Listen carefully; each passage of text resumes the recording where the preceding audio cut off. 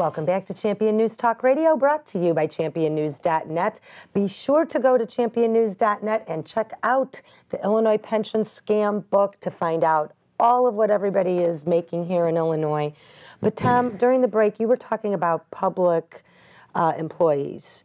Some of the other, besides the teachers, there's other... Oh, you had asked a question about Social Security. So for the teachers, because they are not paying into Social Security, they don't get a Social Security payment, the school district, in my plan, the school district would contribute 7% to a defined contribution plan.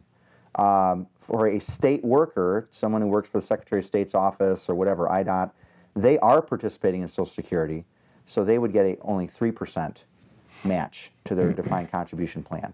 But the important thing is, we are not going to continue to see this hockey stick shaped growth in the unfunded liability and in the payments that the state has to make to these 5 state-run systems.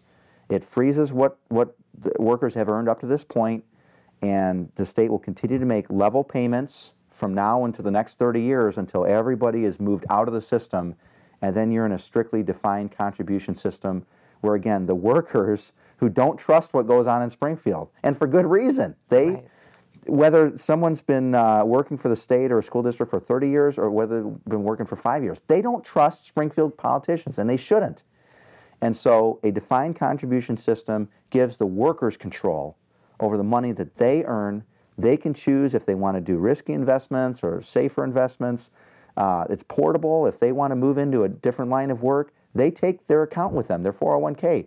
Right now, with a defined benefit plan, they're trapped. They're stuck. They have to work out the rest of their years if they want to maximize what they get. People should realize, however, that this deals only with the people who are presently working, and all of those over the years that have gone before are still in this bankrupt, huge thing that we owe all this money for. So you've stopped the craziness. Right. Congratulations. Yeah. But this immense $160 billion is a debt that remains, my bill, and is still running crazy. And all that does is it keeps that part of it okay. It doesn't add to the mammoth we addressed thing that. we've got. In Rhode Island, that recently passed a major pension reform, again, in a Democrat-run state, Rhode Island passed a major pension reform. One of their provisions was you've got to freeze the cost of living adjustment until the pension funds have a healthier levy. That won't do it here, and it'll help a little bit, but $160 billion isn't going to be tamed by palliatives. You've got to, this thing is going to have to go through the biggest bump. It's going to take a governor with a lot of guts to get through this thing, and I think I know who it'll be. But it's going to take a tough guy to stick with it and knows what it's about. Well, the longer we wait on a real reform, the harder the changes have to be. Well, Madigan and the rest of the Democrats will do nothing but keep going with the mess that they've created.